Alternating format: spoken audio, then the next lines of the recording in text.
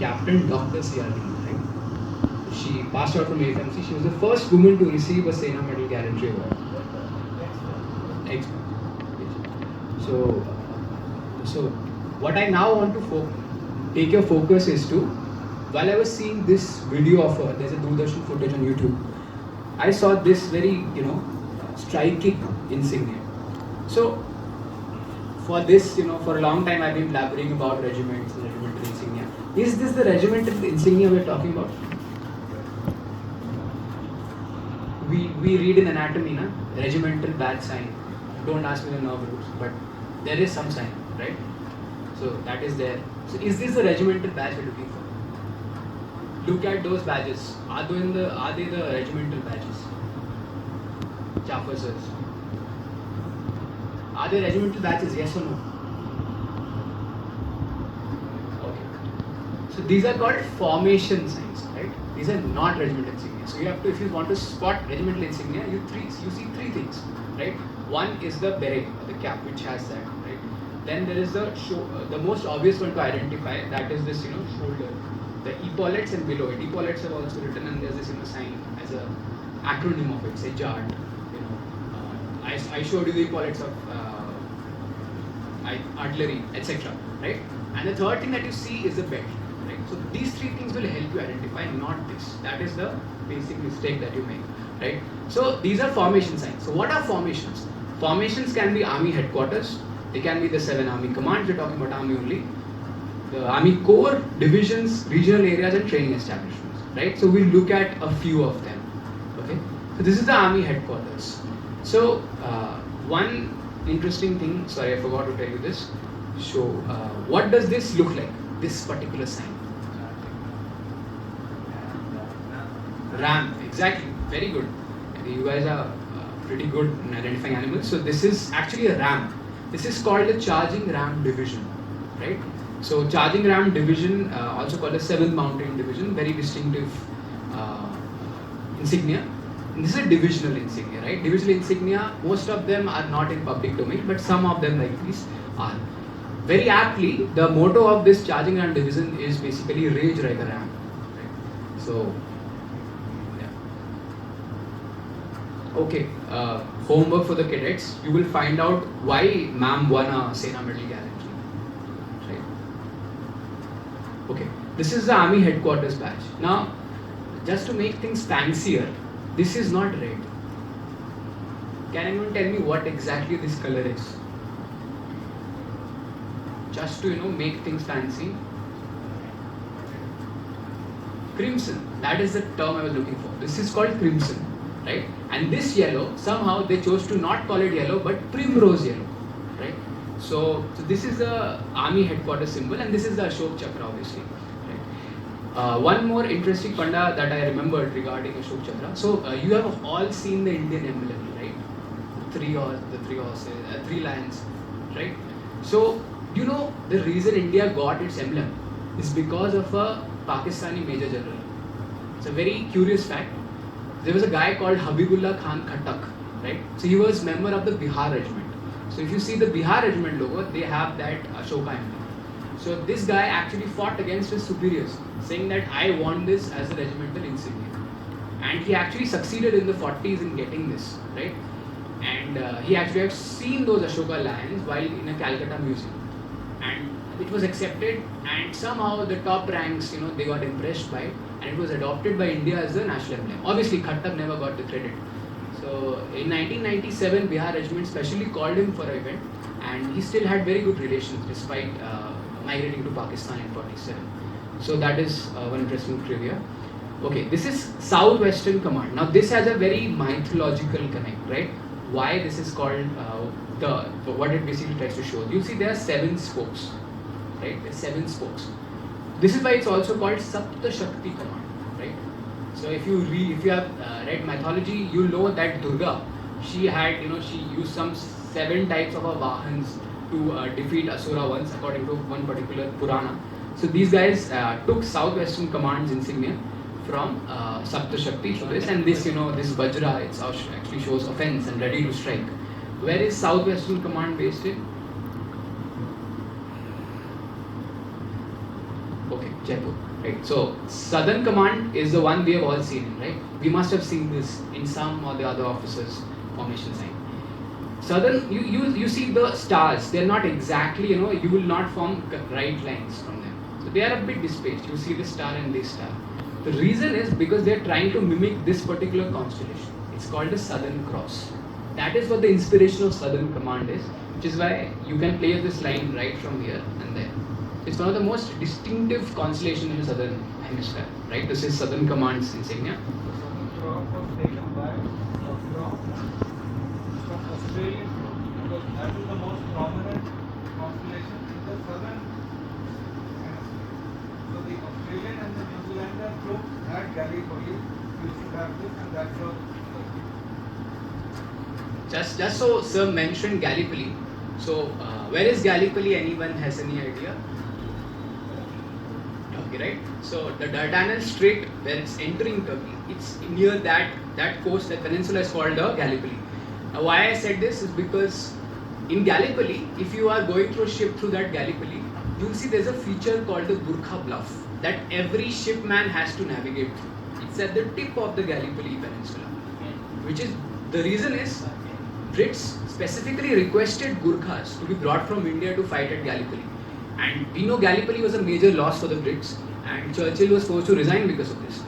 But the Gurkhas fought against so huge odds that all of their officers were casualties. Yet they still were able to capture that objective, which is why, as a sort of honor, that particular location, which any future shipman in the world will have to go to, is called a Gurkha Bluff. Thanks for that information. And the reason New Zealander and Australian Corps were there because Anzac troops, they celebrate Gallipoli as Anzac Day, served in that theatre. They remember it, but we don't. That is a tragedy. Now we come to Corps, right? Corps is at the top. If you had heard division, then there is Corps, right? So I have taken 2 corps which have interesting insignias and 2 which most of us who will be there in army will be posted to, right? So the first is this 3 corps, which is in Dimapur, Nagaland. What do you see in this peculiar kind of a spear? Now this is the sword, right? The sword or the bayonet, whichever you want to put it. These are basically Naga spears. This particular red and black thing, which is there in Naga spears. So they were based in Nagaland, so which is why they took Naga spear in it. In Assam regiment, if you go to Assam regiment, they carry a da. D-A-H, da. Da is a specific form of sword that the northeastern tribes utilize. And since we're talking about Assam regiment, can anyone tell me what is the insignia of the Assam regiment? Specific answers here. It's the one-horned rhino. The only place one-horned rhino you will find in India is in Kaziranga, right? Which is why the one-horned rhino is that. So their war cry is also called Rhino Charge. This is also a very distinctive one. So this is 10 Corps, raised by I think Lieutenant General M.L. Tuli in the 86. Now what do you see from this? Basically, it's a half horse, half man, right? It's not exactly a Saget, or at least that was not the intended action by General Tuli. But this actually is called a Chetak Corps. He wanted to showcase the Chetak horse, right? So somehow it turned into a Sagittarius, Sagittor. And interestingly, but some people, not most people, they confuse this with the Shatrujit badge with the para has, right? Which is a bit different than which is using basically arrows. It's a spear, it's not an arrow, right? Shatrujit badge is basically borne by the Shatrujit Brigade, airborne brigade of the parachute regiment. Okay. Now this, as I was saying, is a very important corps, possibly the most important corps in India. Now this green leaf that you see, that leaf is called a Chinar leaf. Chinar is like the symbol of Kashmir. It's said that hundreds of years before it came in with either the Persians or Central Asians, but since then it has become a cultural symbol. Now you must have seen beautiful pictures of Kashmir, with these yellow autumn leaves. So these leaves are the Chinar leaves, right? And this is the 15 Corps based at Srinagar, right? The most important corps for counterinsurgency. Okay. Just one more thing to put. Corps or the corps insignia always have a shield shape. You must have noticed by then. So they are all formation signs are all shield shape. that's also you identify this. Red, white and red is also one of the color codes. They will do all kinds of karigar inside, but red, white, red will be the color scheme. Now this has a very interesting history. This is the 4 corps or Gajraj corps. This brought us a lot of laurels in the 71 war, right? So, anybody identify who this Auk is? Why have written Auk? That is a good guess, but AUK. Actually, you have coincidentally hit on auxiliary. This showcases the women's auxiliary corps, which was made for women. But this is not what I'm looking for. I'm looking for this guy. Auchinleck. Field Marshal Claude Auchinleck, one of the most legendary officers in the British Indian Army. He was the supreme commander of the Indian Armed Forces. So it's forgotten that for some time after independence, 47 to late 48, both the Pakistani and Indian army chiefs were British, right? And they reported to the supreme commander, which was Auchinleck. So during the 47-48 war, both the Indian and the British army chiefs were coordinating with each other while fighting to keep escalations or to basically manage the war, right? This is one of those curious things.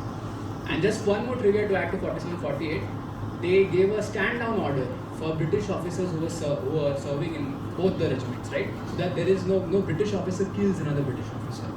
But that was only for the Indians, it was not for the Pakistanis. Major of the Paki artillery was manned by British officers, and one of those officers actually did a rebellion in Gilgit, right? And they basically secured Gilgit, Baltistan for the Pakistani forces. The siege of Skardu, which we'll talk about later. Anyway, so this is the Gajraj Corps. Now this guy is Claude Auchinleck. Claude Auchinleck was commissioned into the 62nd Punjabis. 62nd Punjabis is the oldest continuous regiment in British history, made in 1759, which is still continuing. But it's not continuing in India, it's continuing in Pakistan, right? So this guy was commissioned into 67 Punjabis. 67 Punjabis has an elephant in its crest, right? This elephant is the same elephant which was given as a battle honor for defeating the Marathas back in 1803, right? We know Madras regiment for having this horse. It's called the Assaye horse. the Assaye elephant. ASSAYE elephant, right? Battle of Assaye was like the last battle where the Marathas could actually pose a threat to the Brits, and Brits defeated them. It's considered one of the greatest victories in the career of I think the same guy who won Waterloo, right? So this is 67 Punjabis, right? So he took this elephant and he put it here, right? So he said that 4 corps should have this kind of insignia, this elephant, as a mark of honor to the Battle of Assaye, and that's why it was raised in 1942 to 45, right? After the war, it was disbanded, but it was re-raised after a debacle in the 62 war, right? Which is why 4 corps is called the Gajraj Corps. It's, I think, one of the few corps which have gotten its insignia from a Pakistani regiment, right? And this also is a great trivia. You see women there, right? So again, that's a lost part of our history. Women actually served in the Indian Armed Forces in World War II. There's an organization called RENS, Women's Royal Navy Auxiliary Service. So they were actually taken to ships. They were trained in everything except fighting. And this was replicated in the army. It was called Women's Auxiliary Corps. Right? So some of our fun days, which also we featuring this. Okay, now this is my personal favorite, for obvious reasons. So this is the 17th Mountain Division. It's also called the Black Cat. So this particular division, if you have read World War II history, in World War II, the worst defeat, one of the worst defeats that Brits got was in the Sittang. There's a river in Burma, right? So they crossed that river and they blew up that bridge, which was their exit plan. So they were trapped, and the large number of British troops were captured by the Japanese, and Rangoon, which was the capital of Burma, fell. And it was a huge blow to the Brits, right? So the guy, the division commander, he was sacked. He was a former Victoria Cross awardee. Victoria Cross is equivalent to Param Veer Chakra, so he was a big shot. He was still sacked because of this, because of this humiliation. So then one of these guys thought, let's make a new insignia to cheer up these guys. So they said, it's time to fight like a cornered black cat fights. So that's how they came up with the Black Cat Division, which is in 1942. This division is still continuing, by the way. We don't know where exactly it's posted, obviously, but this insignia you might see. I have seen one in AFMC. Second is the 1st Armoured Division, which is also called the Black Elephant Division. Now if you see this also has an elephant, this also has an elephant. The way you differentiate between them is the color behind it. All armored divisions will have this yellow shield, while these corps will have red, white, red, right? So this is the Black Elephant division. It brought a lot of laurels for us in the 65, right? So you might have heard of Abdul Hamid, PVC Abdul Hamid, right? Battle of Philora, Chavinda. These were the largest tank battles in history since World War II in the Battle of Kursk. So Lieutenant Colonel Ardeshir Tarapur particularly won the Paramveer Chakra. Many stories. Strategically we did not win, but it's a haloed part of our history, right? So this is the 1st Armored Division. This, yes. Just for the audience, you hear that black cat?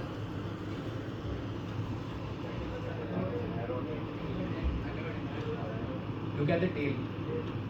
Other than that, you will notice that before 65, this black cat had a nose.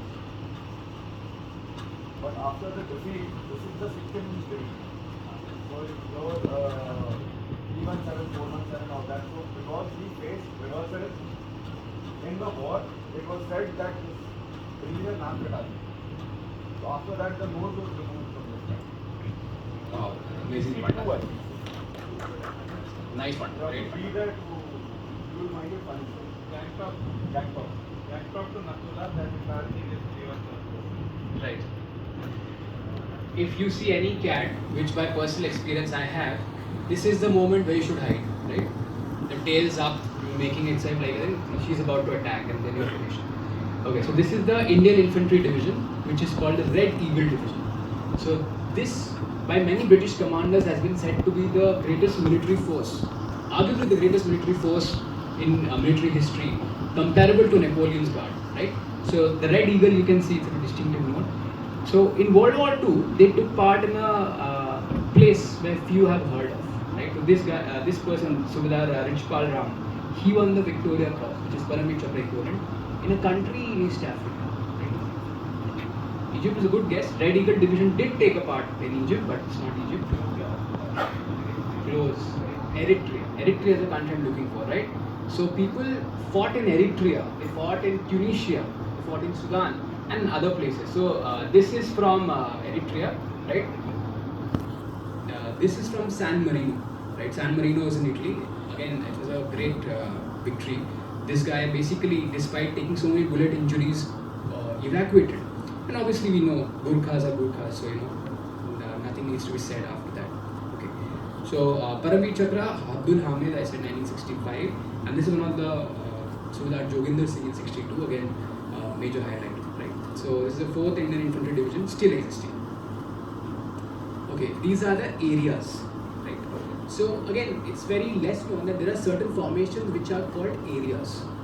So for example, Uttar Pradesh and Uttarakhand, this is now called the Uttar Bharat area, right?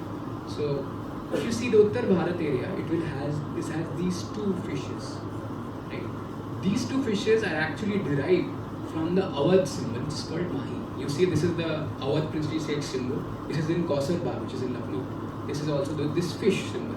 And the story goes that the founder of the Awadhs, basically the Awadhi princely state, Burhanul Mulk, he was traveling from Delhi to UP. So he had to cross the Ganges, and while he was crossing that in his boat, basically a fish jumped inside his boat, and he saw this as a thing of good luck. So that is why it was adopted as the insignia of this GOC, this Uttar Pradesh and Uttarakhand area, right? This is again apologies for the photo from a book, because this I did not find this online. So this is the order of precedence of the Indian Armed Forces units, right? So you can see at the top, which is not mentioned, is the presidential bodyguard, which we'll come to.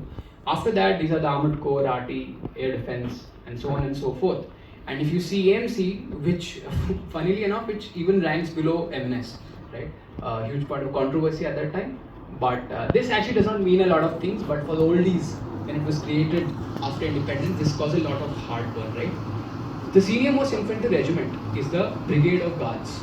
Brigade of Guards, in the first slide I told you, it's the first all India, all class regiment. Anybody can be recruited to it, right? So we are now hearing a lot about colors, presidential colors, and a lot of other stuff. So just to add some trivia, that infantry regiments get a president's color, but armored gets a presidential standard, right? A standard, or a French word called guidon, Guidon. Nowadays only standards are given, but earlier they were presidential guidons. This goes back to the British times, where the viceroy used to give this, right? So the presidential colours, why I've said Brigade of Guards is the only unit in the Commonwealth nations which has a ceremonial presidential colour from the, I think, the Queen of England herself, King of England herself. That is the only one. So they have an extra JCO on their ranks to take care of that particular presidential colour. This is Brigade of Guards. Yes. But this is actually, it is not a standalone unit. It was made by combining a lot of other units. One of them was the Punjab regiment, right? So and other regiments. So they combined this and formed the first Guards. But interestingly, Brigade of Guards is no longer an infantry regiment. It's a mechanized infantry regiment. Right? What is a mechanized infantry regiment? You must have seen, if you're seeing, in Palestine, Gaza videos, people going through these sort of BMPs, these vehicles, they're sitting and traveling through them. They're called BMPs basically, or AFVs. So basically they're armored vehicles on which people travel and fight. So that is called mechanized infantry, to completely, give a basic picture of it. It's a very important part as well. It's a very recent arm formed in '86. The Brigade of Guards is one of the mechanized regiments. Interestingly, these guys are called guardsmen, right? For example, if you're part of the Grenadier regiment, you're called a grenadier. If you're part of the Rifle regiment, you're called a rifleman, right? You will not be called a soldier. So riflemen cause a problem because when women were started being recruiting for the first time for I think guarding duties in Sadhana Pass in JNK, so they did not have a rank called riflewoman. So then they got into predicament, what to do. So it's a rifleman, right? So again, we'll come back to this because my infantry slides are missing due to some reason. Anyways, we'll move on. So this is the favorite, my favorite, the PVG. This is the presidential bodyguard, right? So you see this, focus on this particular regimental insignia, right? You see a parachute, right? Then you see these, standards or lances.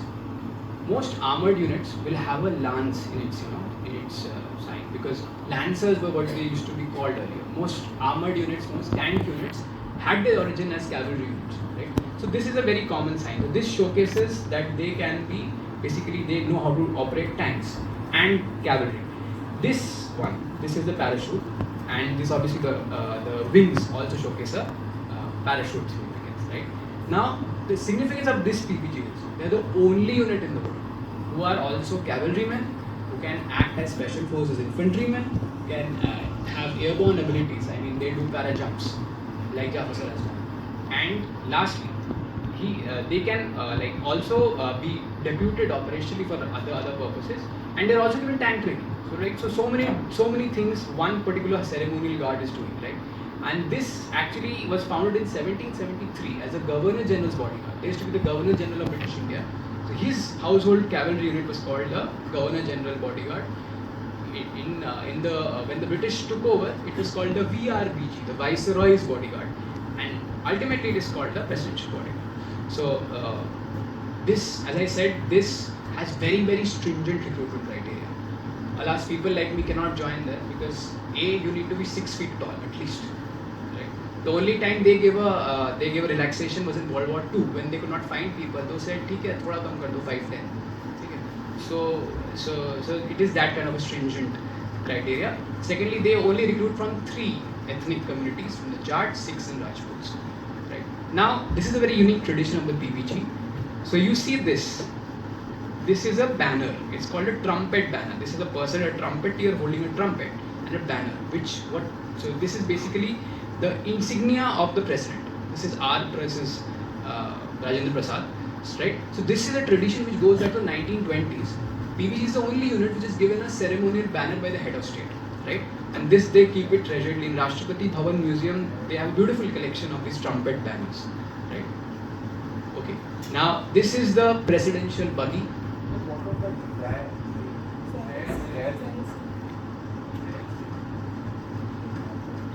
President of India. So this is the buggy, right? So this again is a favorite question in quizzes. So this presidential buggy, gold-plated presidential buggy has unique history. Again, like every unit was being basically split between India and Pakistan. In '47, India and Pakistan also they were in the commanders of that unit. They were good friends, right? One was CO, another was a 2IC. So they distributed everything amicably. There was one thing they could not distribute. That was one was a gold-plated buggy, another was a silver-plated buggy. So there was a competition who would get the gold-plated buggy. Right? This was only for the ceremonial passage of the head of state. So there it would be Jinnah, and here it would be Rajendra Prasad. Right? So in the most primeval ways, they did a coin toss. Right? So whoever won the coin toss would get the gold-plated one, and the first commandant of the PBG, Thakur Govind Singh, he won. So we see this gold-colored viceroyal buggy, right? And interestingly, this only comes out during the beating retreat and very ceremonial occasions. There was a time when the children of the presidents or the granddaughters, grandsons, they used to go to school with this buggy, right?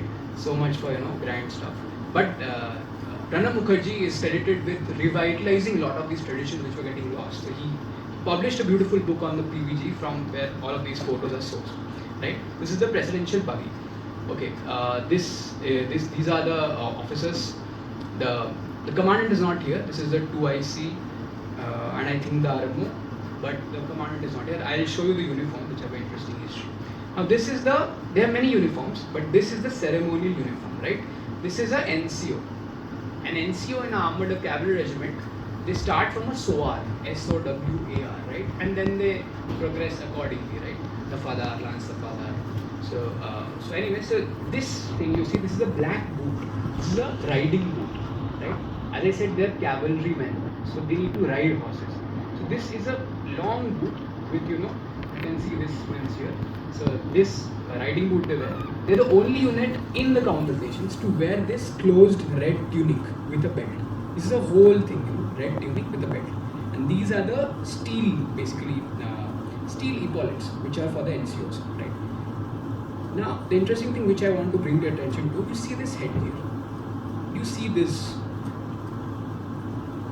small thing which are turning. These are deliberate. This is actually a way, this is called a tura, which means it's a Punjabi Muslim tradition. Tura is called a comb, right? The history says that the Punjabi Muslims tried to showcase peacock feathers on their headgear, which is why they kept their headgear like this. Punjabi Muslims went to Pakistan, they now formed the Pakistani PVG, but this tradition is still being followed. So this is a very unique, distinctive headgear, right? And then we see they are para-enabled, so they are obviously with these para wings, right? Yeah, and this is the 19th century way of different regiments, how they wear these turbans. So you could identify each regiment by the way they are wearing their turban. This is from a 1926 book. This is the commanding officer of the PVG, right? So he wears this, intricately. So basically in PVG, as high as you go, the collars become decorative, right? And this is the aiguille, AIGIUELLETTES. Presidential bodyguard is one of the few officers of presidential bodyguard, and JCOs can wear these aiguilles, which are otherwise worn by 3-star, 4-star ranks. Especially you see this ceremonial ranks if you have seen the CDS or the Chief of Army Staff going. This is the aiguillettes, right? So if you see this particular area. Okay. Now is the another beautiful tradition, as I said, the horses. Right? So there's one particular distinct nature of these horses. Can anyone tell me what that is? Just look at these horses. So they are the only horses in the Indian Armed Forces which can showcase a mane, M-A-N-E. No other Indian Armed Force unit has the right, or did have the right, even in British times, to showcase this mane, M-A-N-E, even when they were cavalry units. This is a sign of respect as PVG being the head of state's personal household cavalry. So these guys are bred in a particular breeding station, and in Rashtrapati Bhavan, behind it, they have a huge campus for PVG. And they have actually a veterinary hospital as well to take care of them. So these guys take care of them. The first thing that a PVG trainee is supposed to do is to learn how to handle these horses. It's called the Malish massage, or the massage parade, which they have to do as a first ride. Will not bore you, but they have 14 months of training. So for the first 6 months, they're trained in equestrian. Then they are trained to carry these lances, which you'll see in the beating retreat. and then they are sent to the armoured, I think the regimental center in Ahmednagar to basically operate tanks and mechanized infantry. And then after all this is done, I'll show you this one. This is a tradition which is called the Kasam Parade, where basically just a fresh recruit into the PVG swears fealty to the presidential bodyguard. Now he's doing this thing. This is called basically touching the hilt of the sword. This is a British tradition. Again, not done in any Commonwealth nation anymore. This is the only unit which does this as a form of fealty. And this guy will not carry the sword until he's promoted to basically JCO. They carry lances, NCOs, right? So this is the touching the hilt of the sword tradition.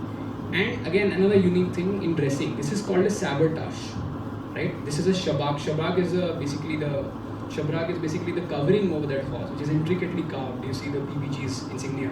They even have a leopard print, right? This is called a sabotage. Again, it's a very unique thing which is only reserved for the commandant of the PVG. Okay, he's also carrying a sword. Right? Okay, so that was it, I think, for the PVG. Then we come to the other cavalry unit. There are only two cavalry units which still carry horse in India. One is the PVG and another is 61 Cav. 61 Cav basically was formed by the amalgamation of these four units: Mysore Lancers, Patiala Lancers. These names might not relate to you, but you would be shocked to know that in World War I, these guys did some tremendous work.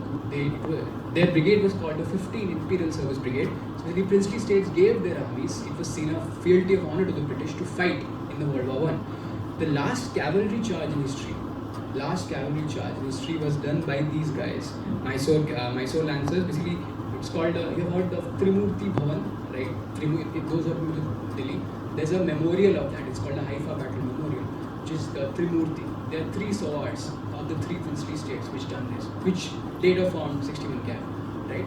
So Battle of Haifa is still remembered in Israel because of this. Basically, imagine horses charging openly against a machine gun field, right? But they still won, right? I think it was a single most award-winning battle in World War I. Now we come to the insignia part. So this is called, what does this look like? Any mythology gods, this particular bird, or if anybody has been to Mysore, they take you to a tour of the Mysore Palace and they showcase it to repeatedly. You will see this in all the palaces in the Mysore state. Why would Mysore have a phoenix? Itna bhi anglicized nahi hai. So this is called a Gandaberunda. Why I'm saying is the common mistake people make. They say this is a Garud. It's not a Garud, right? Garud is the Air Force Special Forces unit. Garud is there in a lot of other Brigade of Guards as the Garud as its insignia. But this is a Gandaberunda where there are two heads but one bird, right? But this was supposed to be, I think it's related to the Hiranyakashyap story, where Vishnu basically took this as a way to kill Shalab. So my myth is very bad, so read about the Gandaberunda, but it's the royal seal of the Mysore princely states. They had an order of Gandaberunda, which was the highest honor, right? This is 61 Cav, this is Mysore Lancer. This is again a unit one should remember. These guys have produced one of the best lances, best polo men, right? Okay, we are over short time. So this is 4 Hodson horse, a simple insignia, nothing more in it. But can anyone tell me what this Captain Hodson, what is his claim to fame?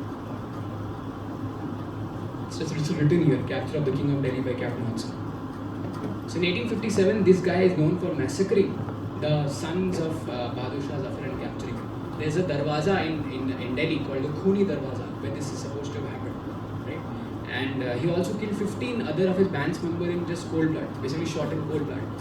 New research suggests that in Lucknow there was a hit ordered on him. One of the assassinations ordered on him by I think Hazrat Begum. You will not find this, but it's just new research which is coming up. So that's how he was killed. But interestingly, that part that he killed, that he did some massacre is not known till date. Is anyone from Lucknow? No one. So there's a La March. If you have heard La March, Lucknow, it's a very. You're from La March? Okay. So La March, I think, has one of the houses as. Oh. Right. Yes. So they also have a house as Hodson House, and every year Hodson is buried here inside Armoured. So they do a whole tradition where Hodson House basically commemorates him. So these are the grey areas in our history, which we cannot reduce it to something. So this is poor Hodson House did a great job in 1965. Brigade MMS Bakshi particularly. So this is 17 Poona horse. Again a Poona connect. So the only thing I'm going to focus here on 17 Poona horse is that in 65 it won two, not 65, it won two Paramveer Chakras. One is Ardeshir Tarapur and other is Arun Khetrapal, which was the youngest one, right? So the interesting part of Poona horse is this hand. Can anyone tell me just anything, what this hand means? We might have to ask about that. So this hand again has a interesting history. So in the mid 19th century, Poona horse was sent to battle in Iran, right? They won two VCs from Iran. Okay, so this was the standard of that Iranian battalion that defeated.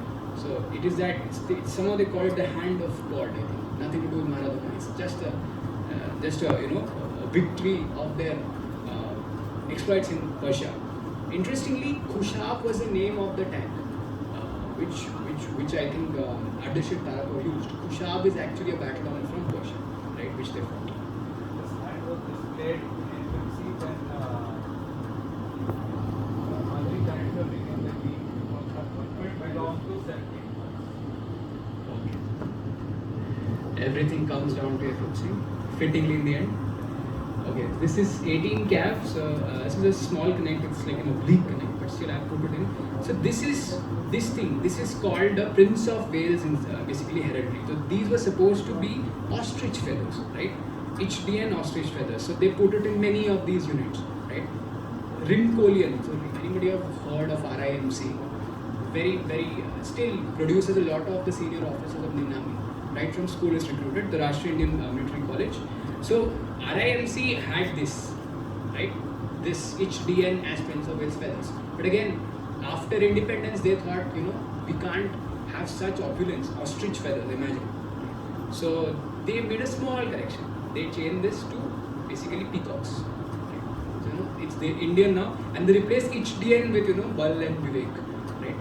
So again, RIMC, the acronym would have been changed because it was Royal Indian Military College. So they said, let's put Rashtriya. So Rimkolians did a great job convincing the political marshal of that time. 18 Cav takes a very small inspiration from this.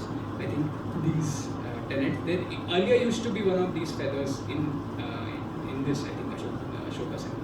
So whenever you see an emblem, think before independence it used to either have this or it used to have a crown. So blanket orders were put after 47 to replace it with emblem, the safe choice. Okay, so we are coming to an end. I think the infantry slides are missing. I'll just finish with special forces. Few of the special forces. It's a huge topic. This is SFF.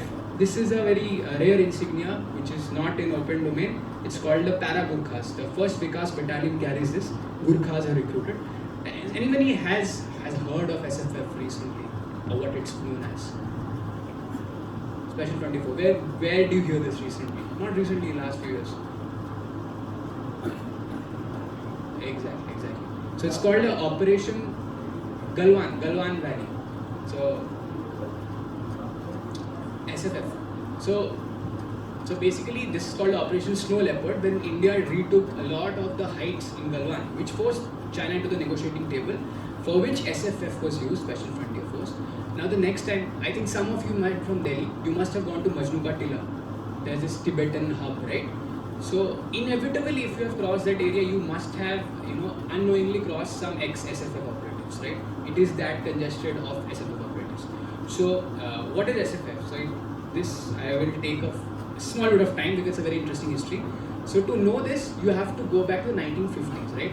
1957, 58, 1950s, basically mid-1950s, China had taken over Tibet, right? And they were basically oppressing Tibetans. So there was a backlash. So one unit from the Tibetans, they decided, that we want to start an armed revolt. And they crossed into Kalimpong. Kalimpong is in Bengal, it's in North Bengal.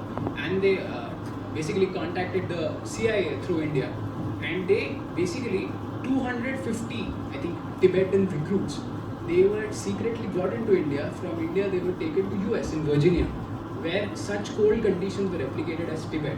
This is called Operation ST Circus, recently declassified, where they were trained in para dropping, a lot of different things. Recently, there was an exhibition in Bombay on this, where they showed how they made these training manuals in Tibetan.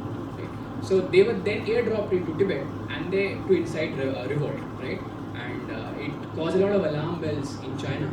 And China officially captured Tibet in 1959, and the Dalai Lama was exiled to India, right? But what is not known is the unit that helped the Dalai Lama to escape to India was this group of special operators trained by the CIA. These guys were exiled from Tibet. They took basically residence in Nepal, in the Mustang region, northern Mustang. Mustang has an anecdote that when you're traveling to Mustang, for sitting 3 to 4 minutes, the radio, ATC radio also loses touch with you. So it's one of the most riskiest places to fly into. It's so desolate. So they stayed there in '74 and they created hitting China, and they got basically one of the most crucial intelligences for CIA in its history. Right? We'll not go into that. Anyways, so in '74, China defeated them, they captured them, Nepalese government offered them. So why, how does this all connect to SFF? So there were two periods when there were migration of well-trained Tibetan guerrillas into India. One was in '59 with Dalai Lama. Another one was when they were attacking in Mustang, right? These guys started trickling into India. So we had a highly trained force of special Tibetans. India requested Dalai Lama to convince these peoples to fight for India, right? After '62, we were thoroughly defeated and we wanted a Tibetan force which would be motivated to fight in China. That's how in '62 SFF was founded. A beautiful hill station called Chakrata, if you have heard. So if you go to Chakrata and you will take a morning walk, you'll inevitably come across these guys running.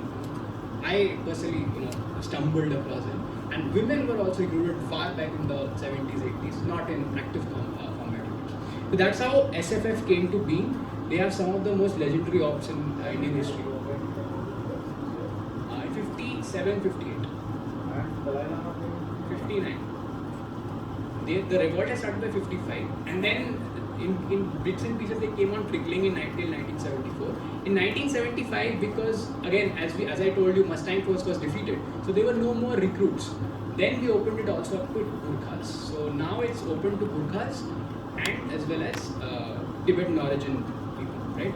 In 1971, they did a op called Operation Eagle, which is fascinating. Again, just recently declassified, where they wore Gurkha uniforms and they were sent into Chittagong to cut off the Pakistanis fleeing to Bharat, right? And they also killed a lot of northeastern insurgents who were sheltering there. So very interesting anecdotes. RMO anecdotes are there. RMO accounts are there from certain. Anyway, so this is SFF. SFF insignia we come back to. This is the Tibetan lion, basically a snow lion, which is their insignia. And this, as I said, is the Para Gurkha's badge, the Gurkha of a Gurkha, and Para. Right? Okay, this is a rear photo of Dalai Lama taking a salute of the SFF. Right. This is in '62. This guy is called Major General S.S. Uban Singh. Right. So Establishment 22, it's also known as, because he commanded a similar named division of his time. These guys were Tibetan brigadiers called Dapons. Okay, now we come back to, I think, last slide. Yeah, just one interesting trivia. So, parachute regiment. There's a lot history of parachute regiment as well. Indians actually participated in para operations in World War II. There's a specific operation where Indian Gurkhas were basically flown through into a moon, Elephant Bay. It's called Operation Dracula. Right? That was only World War II airborne brigade, and for that, presidential bodyguard was also recruited.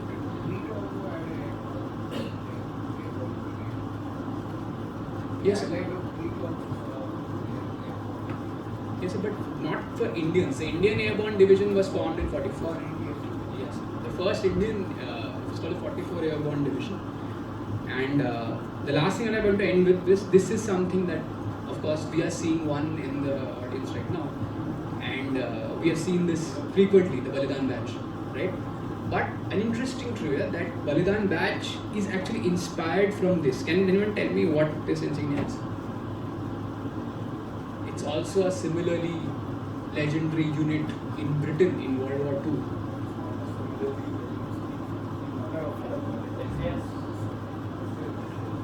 SAS. So this is the Special Air Service. Who dares wins is their classic motto. The founder of SAS famously, he was a very junior officer. He smuggled himself in, and he somehow convinced, I think, the head of the Middle Eastern Command create SAS. Legendary man, Lieutenant Colonel David Sterling, and Paddy Man. You can read about them. So yeah, there are other special forces units also. Marcos, Garud is Air Force One. Navy's is called. Obviously it's called Marcos, but you will never see them wearing their badges. Very rarely. Like they wear a sand beret, Marcos. Very rarely you will see them. But one interesting point, I'll end with that in SF. There's also a unit called SG, right? It's called the 4 Vikas, which actually is a different structure than SFF. It comes under RAW. It's for the most elite, basically missions. That has a very cool insignia, which I couldn't download for some reason. You can check it. It's called the SG, the Special Group. So that is the best of the best. So we'll end with that. I think. Another interesting trivia that everybody should know is that when the Indians wanted, they started that 44 May airborne option, they decided they will now take Indians who will jump out of aeroplane. So who was the first parachutist? Lieutenant Colonel A.G. Gajraj. So yeah. Sir put a very important point. So it was a doctor whose name you can see in the War Surgery Museum, who was the first paratrooper. The first woman paratrooper is also then the book Lieutenant Colonel Joy Sheila Frida Rahman. But A.G. Rangaraj has a fascinating history. The 60 parafield ambulance was sent to Korea, and their exploits, some of that you will read soon, that is legendary what they did in Korea, right? So they I think were the first to get the Mahavir Chakra after 1947-48. 2 people, including A.G. Rangaraj. That's it.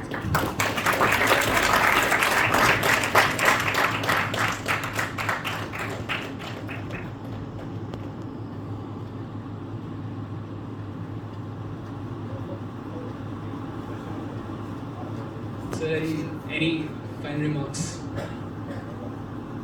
Basically, there is no end to this.